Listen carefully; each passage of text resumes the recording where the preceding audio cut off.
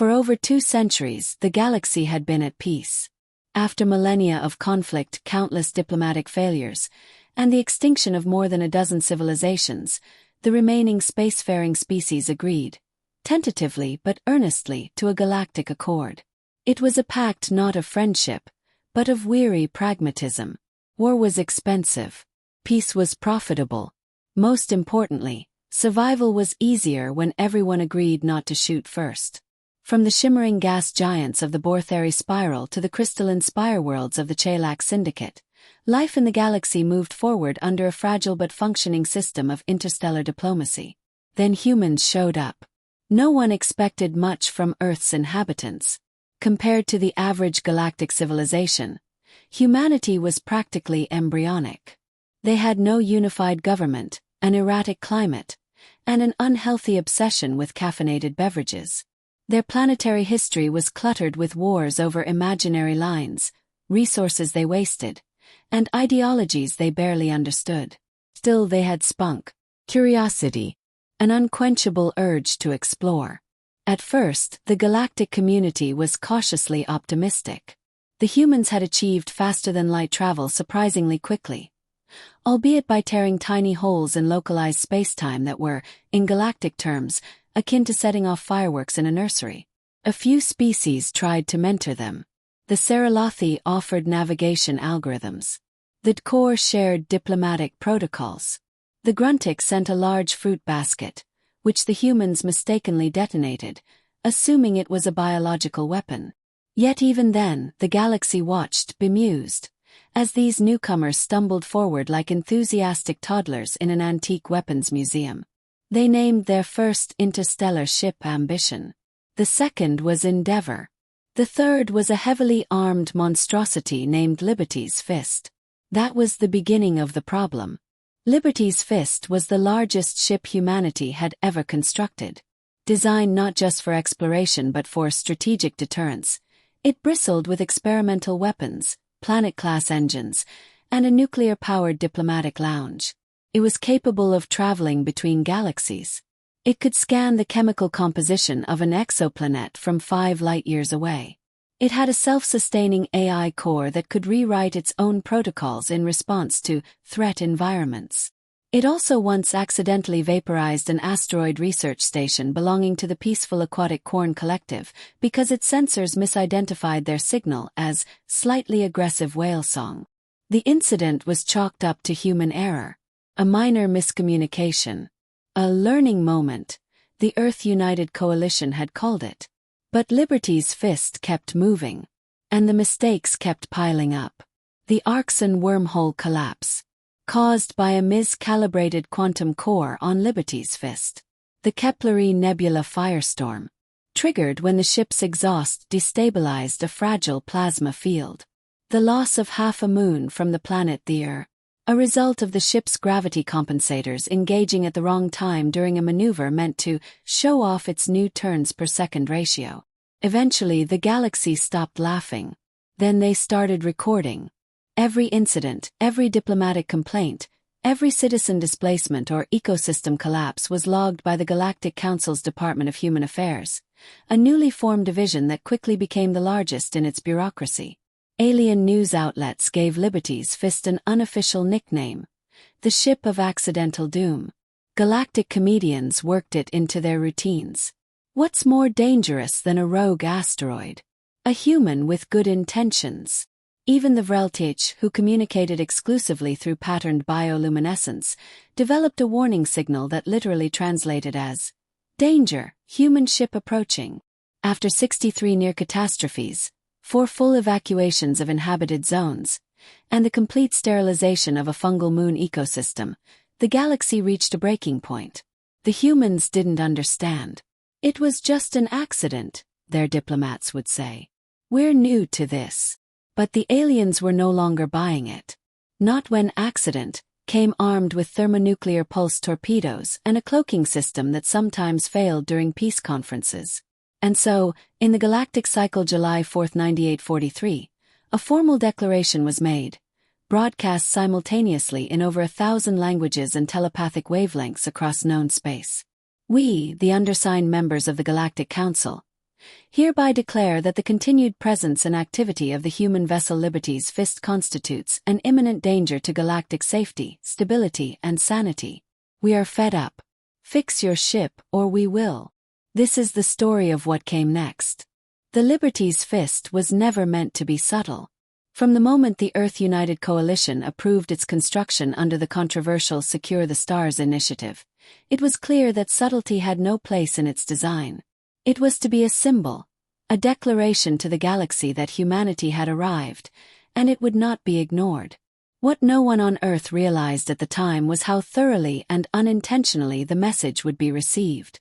The project began as a compromise between Earth's fractured powers. The United States had wanted a defense platform. The European Confederation preferred a research vessel. The Pan-Asian Alliance pushed for a diplomatic envoy. In the end, the only way to satisfy all parties and their military-industrial complexes was to build a ship that did everything. And so Liberty's Fist was born. At 28 kilometers long and nearly 4 kilometers tall, it dwarfed most alien starcraft not designed for planetary engineering. Its main body resembled a weaponized skyscraper, bristling with antennas, gun ports, and gleaming solar fins. The forward section included a rotating modular array capable of transforming from a deep space observatory into a focused particle cannon in under 4 minutes. The hull was composed of carbon-infused alloy plasteel, triple reinforced with magnetic shielding designed to repel both kinetic projectiles and negative intent radiation, a defensive technology no alien race could decipher, but which was proudly marketed to human citizens as peace through preparedness. Its propulsion system, called the quantum compression drive, was a Frankenstein's monster of alien blueprints, poorly translated, human ingenuity, underfunded, and sheer hope. It could travel through subspace at 15x light speed, assuming the calibrations held. When they didn't, it usually ended up creating ripples that affected navigation beacons for light years around. The ship housed 8,000 crew members, 47 diplomatic specialists, 18 scientists, 14 independent media correspondents, 9 cultural anthropologists, and a small battalion of peacekeeping Marines whose motto, "We shoot for peace," was unfortunately translated quite literally by several alien worlds. Its command center, dubbed the Bridge of Unity, featured panoramic holoscreens, neural link chairs, and a drink bar that served coffee, tea, and synthetic whiskey. The lead AI, Sovereign 5, had been programmed with every known diplomatic protocol, but after several weeks with its human crew, it began to improvise. The results were unpredictable. The grand launch. When Liberty's Fist launched from Earth Orbit Station Theta, it was hailed as the most advanced vessel ever created by humans. World leaders beamed in for the ceremony. Flags were waved. Speeches were made. Children were shown footage of the ship passing the moon, leaving a trail of exhaust and pride behind it. What wasn't shown to the public was that the ship's maiden voyage included a navigational error that caused it to graze Saturn's outer ring, vaporizing several 100,000 tons of ancient ice crystals, throwing off the planet's meteorological balance for decades, and destroying the orbital habitats of 3 independent alien researchers, who had to be compensated with a shipment of Terran goats and an official apology recorded by a visibly uncomfortable human diplomat in a rented tuxedo. But still the ship was operational. That alone, some argued, was a miracle. Weapons, diplomacy, and everything in between. One of the more baffling elements of Liberty's Fist was its combination of military might and peacemaking intention. Its primary weapon array included 6 plasma cannons capable of vaporizing asteroids up to 3 kilometers wide, 4 subspace disruptors, banned by at least 3 galactic treaties humans hadn't yet signed, a prototype dark matter lance that was still technically in testing, 32 autonomous defense drones named after Earth historical philosophers, most of whom had violent ends. Yet just 2 decks below the weapons bay was the Harmony Hall, a massive conference chamber designed to host alien dignitaries. It was adorned with rotating Earth art exhibits, one of which was a misunderstood piece titled Birth of War, later mistaken by the Chalaks for a declaration of interstellar aggression, and piped in whale song, chosen for its soothing properties, which unfortunately triggered panic in aquatic species sensitive to infrasonic patterns. The internal design of the ship reflected the same contradictions. A hallway might feature both peace slogans and emergency lockdown bulkheads. The diplomatic translator bots were programmed with 5,000 languages, but due to memory constraints, sometimes swapped context mid-conversation. In one infamous case, a translator told a Groovian ambassador, "We extend a hand of peace and offer our queen for harvest." Warnings ignored. The first warning came from the Veronari Scientific Tribunal, a species whose only known method of communication is vibrational thought pulses. They had analyzed the ship's engine emissions and concluded that Liberty's Fist was leaving behind a temporal smog that would eventually interfere with star formation in nearby systems. The humans politely thanked the Veronari, filed the report under pending review, and launched again with only minor adjustments to the engine coil alignment. Those adjustments, incidentally, later caused the sudden age acceleration of a planetary biosphere, evolving single-celled organisms into aggressive predators in under 3 days. The locals now worship the ship as an angry god. The second warning came from the Orlaki, an insectoid species who tried to blockade the ship's entrance into Sector Varluin. They were met with confusion from the humans, who believed the blockade was part of a welcome drill, and engaged in a series of tactical maneuvers to prove they could handle unexpected threats. The Orlaki lost 3 cruisers, but gained a grudging respect for the humans' commitment to miscommunication. The third and most alarming warning came from the Galactic Council's own Office of Stellar Safety, which issued a Level 7 hazard alert, classifying Liberty's Fist as an unregulated multipurpose hostile potential vessel, UMHPV. The classification was designed specifically for the ship, because no existing term fit the bizarre hybrid of purpose, power, and unpredictability. Earth responded by hosting a press conference and promising ongoing upgrades. The alien perspective. To the galaxy, the Liberty's Fist was not just a ship, it was a mirror held up to human nature. Where humans saw ambition, others saw recklessness. Where humans saw adaptability, others saw volatility. And where humans saw peace, many alien species saw a smiling face strapped to a bomb. The Quarn ambassador once described the ship as a hammer claiming it's here to discuss sculpture. The VAR Collective referred to it simply as the Menace. The peaceful Ithari dubbed it Child with Sword. Still, despite the growing number of complaints, the ship remained in active service, traveling from system to system, guided by a crew that believed they were doing good, and in some cases actually were. Medical supplies were delivered. Pirate rings were shut down. Lost colonies were found. But so too were space-time anomalies, gravity wells, diplomatic crises, and interspecies lawsuits. The human species had many admirable qualities: resilience, creativity, and a staggering capacity for self-delusion.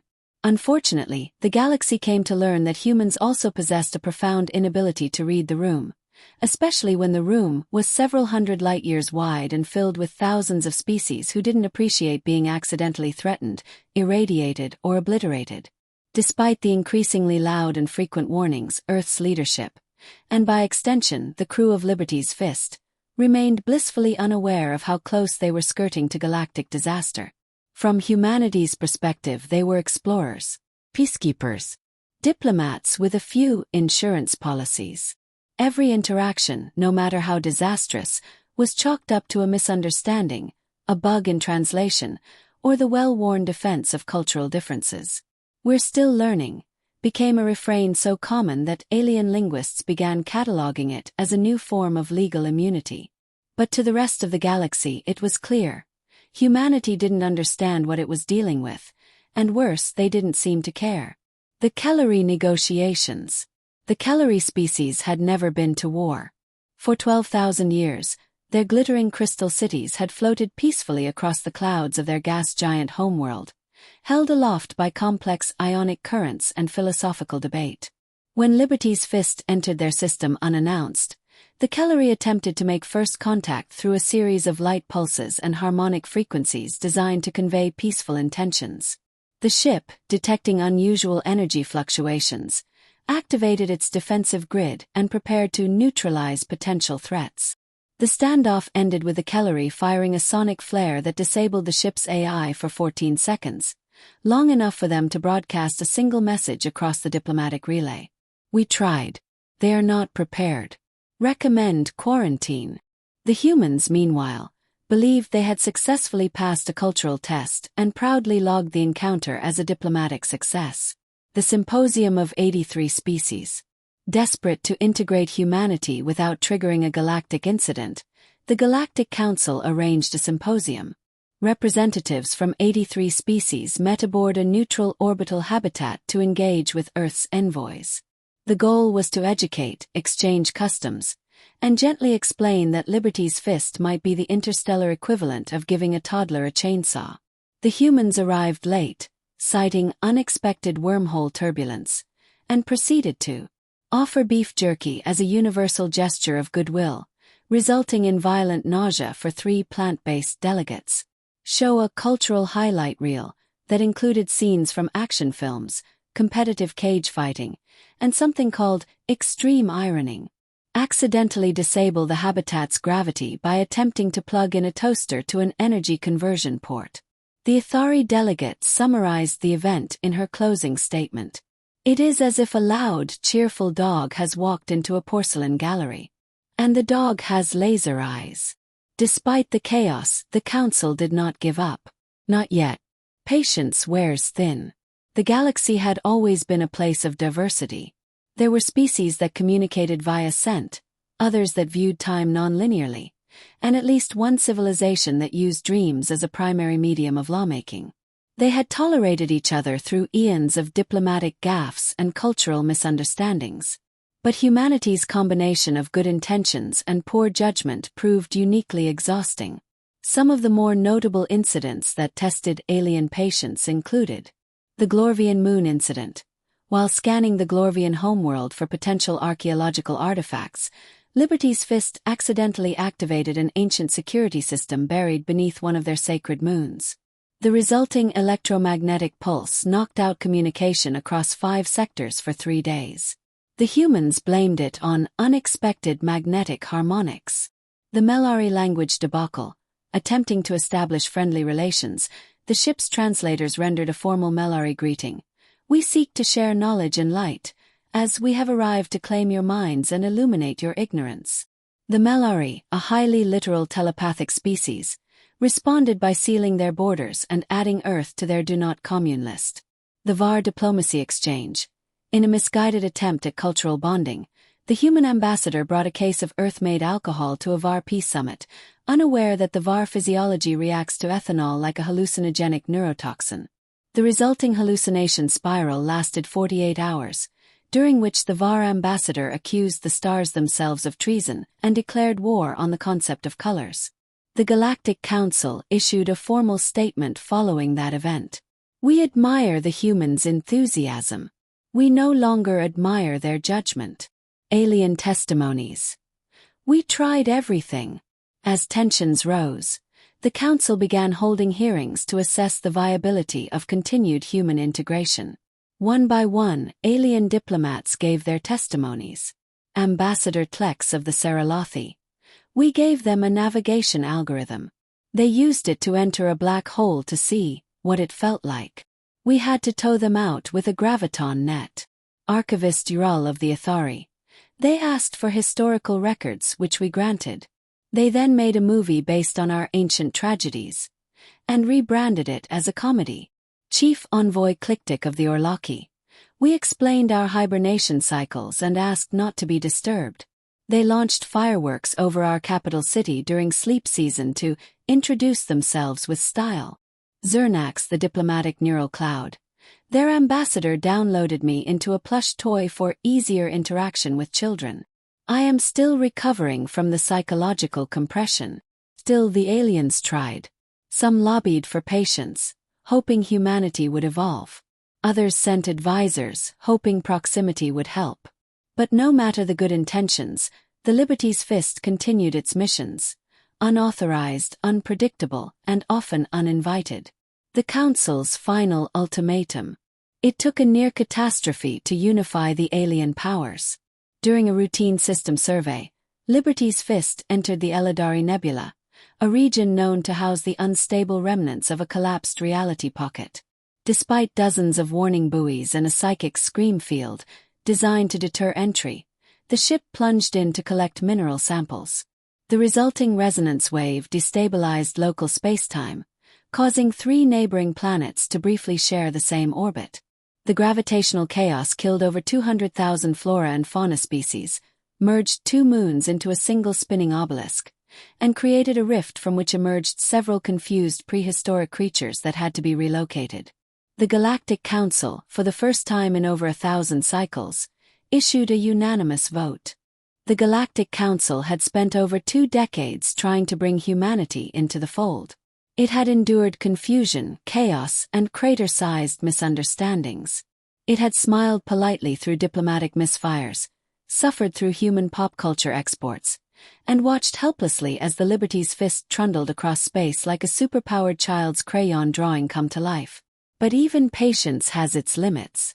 And the Eladari Nebula incident had pushed the galaxy past the edge. The Council's ultimatum was clear. Either Earth complied with strict deactivation and oversight protocols for Liberty's Fist, or it would be considered a rogue vessel, a designation that, by interstellar law, permitted defensive neutralization by any means necessary. It was the equivalent of the entire galaxy holding up a last warning sign in blinking neon. All they needed was Earth's cooperation. They did not get it. The human response. Bureaucratic comedy. To the shock of the galaxy, Earth's reply was not one of submission or urgency, but rather a 184-page report titled, Clarifying Our Intentions, Liberty's Fist and the Future of Peace Through Strength. It was a masterpiece of bureaucratic evasion. Authored jointly by the Earth United Coalition's Office of Galactic Outreach, the Department of Strategic Expansion, and the Committee for Defensive Optimism, the document included such baffling statements as, "We believe the Eladari Nebula provided an invaluable scientific learning opportunity. The ship's entry was not an act of aggression, but of enthusiasm. Temporal disruptions were unintended and, if anything, speak to the power of human curiosity. We have appointed an internal oversight subcommittee to review the vessel's extracurricular excursions." The Galactic Council, unamused, demanded immediate action. In response, Earth's diplomats requested a short extension to consult domestic stakeholders. Then they offered to open a dialogue about safer boundaries. Then they sent fruit baskets. Meanwhile, Liberty's Fist continued operations. Its next destination. The Grothu Expanse, a region protected by galactic treaty due to the presence of sentient gas clouds undergoing cultural self-actualization. The ship's scan beams were interpreted as hostile interference, causing the gas beings to dissolve into panicked luminescence, effectively erasing centuries of philosophical development. That was the breaking point. The Declaration of Containment. On galactic date March 12, 9844, the Council passed Resolution 0119 Zeta. The human vessel Liberty's Fist is hereby classified as a Threat Class Omega entity. Any further unauthorized movement will be considered an act of war. A joint containment fleet shall be deployed immediately to intercept and detain the ship. Earth is advised to cooperate or face collective sanctions. The vote was unanimous, except for the Chelax Syndicate, who abstained on the grounds that they had already built shelters. Earth in turn responded with outrage. Human media outlets accused the Galactic Council of discrimination. Talk shows debated whether this was an alien plot to suppress human potential. Protesters waved banners reading, "Don't fist our freedom." A popular political slogan emerged, "It's not Liberty's fault." A prominent Earth diplomat, speaking at a press conference, summarized humanity's stance. "We will not bow to fear. Liberty's Fist represents hope, strength, and our right to exist among the stars." The aliens heard, "We built a chainsaw and painted it red, white, and blue. Deal with it." The fleet moves. The containment fleet was not designed for war, but it could fight one if needed. Led by the VRELTH flagship Silent Intention, the coalition included cloaked interceptors, magnetic field netcasters, subspace dampeners, and a ship that existed slightly ahead of time to anticipate evasive maneuvers. It was a testament to galactic engineering. Efficient, precise, and deadly. The fleet made contact with Liberty's Fist near the border of the neutral zone known as the Eighth Band. A final message was broadcast. Power down. Comply. You will not be harmed. The human captain, Melissa Train, veteran, idealist, and former planetary ambassador, paused before responding. We're on a mission of peace. But if you come at us, we will defend ourselves. Then the ship charged its shields. The almost war. What followed was not technically a battle. No shots were fired. No hulls breached. But what unfolded was one of the most tense standoffs in galactic history. The containment fleet locked down the sector, jamming all external communications. The Liberty's Fist, with its AI rapidly rewriting countermeasures, spun up evasive protocols. Cloaked ships buzzed around it like bees near a bear holding a grenade. Inside the ship, debates raged. The diplomatic team wanted to surrender. The military officers wanted to prepare for a breakout. The media correspondents wanted exclusive footage. The AI just wanted to be left alone. Meanwhile, on Earth, protest marches escalated. Conspiracy theories bloomed like algae. Someone hacked a Galactic Council database and replaced the Liberty's Fist entry with a meme labeled, Universal Freedom Rocket. Then, without warning, the ship began to move, very slowly, away from the blockade. The fleet matched pace, herding it like a dangerous animal toward a secure orbit. And then it sneezed. What happened next would later be studied by physicists, ethicists, and comedians alike. Due to a previously undetected energy buildup in one of the experimental side thrusters, caused by a minor coding oversight in a diagnostics update, the Liberty's Fist emitted a sudden and powerful gravimetric pulse. The pulse knocked out 2 containment vessels, disabled 5 sensor nets, reversed the magnetic polarity of a peace envoy shuttle, who now exists as a polite echo, and destabilized a nearby wormhole, releasing 40,000 tons of derelict cargo from an ancient storage dimension. By pure luck or fate, the Liberty's Fist remained unharmed. The rest of the fleet was not so fortunate. The Council called an emergency session. The containment operation was suspended. The ship was once again adrift. Alien fury, human denial. The galaxy exploded with fury. The Zorithians declared a boycott of Earth-based trade. The Melari began actively rewriting their diplomatic protocols to exclude species under delusional self-rule. The Orlaki proposed that Liberty's Fist be exiled into the void between galaxies. Earth, for its part, doubled down. The Council's demands were labeled imperial overreach. Human media began running think pieces titled, Is the Galaxy Jealous of Us? And Fist of Justice, Why the Aliens Fear Liberty. It became clear to the alien coalition. Diplomacy had failed. And worse, Liberty's Fist was still out there,